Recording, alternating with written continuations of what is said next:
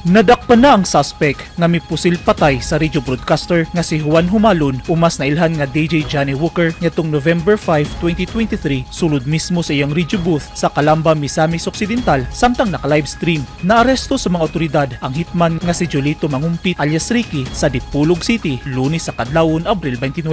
Pinaagi sa iniusang pwersa sa Misamis Occidental ug Zamboanga del Norte PNP pinasikad sa warrant of arrest sa kasong murder. Gawas sa pagpatay kang Jumalon, walo pa ka mga warrant of arrest sa mga kasong murder, frustrated murder, direct assault ug paglapas sa Republic Act 9165 kung Comprehensive Dangerous Drugs Act si alias Ricky. Una nang nadakpan nitong Marso ning tuiga sa lungsod sa Sapang Dalaga, Misamis Occidental ang laing duha ka mga suspect nga kauban ni alias Ricky nga giilang sila Buboy Bungkawil ug Rinante alias Inting Bungkawil. Sa investigasyon sa mga pulis, si alias Inting ang nimaniho sa motorsiklo nga ilang getaway vehicle samtang ang iyang igagaw nga si Buboy mo'y backup gunman. Subay sa report, mga miyembro sa Gun for Hire ang tulo ka mga suspetsado. Gikonsidera sa Presidential Task Force on Media Security kung PTFOMS na case closed na ang pagpatay kang Jumalon tungod sa pagkasikop sa mga suspect. Ginasuta pa sa kapulisan ang motibo sa krimen ug kung si kinsa ang mastermind sa pagpatay. Si Jumalon ay ika-204 nga miyembro sa media sa Pilipinas nga gipatay sukad niadtong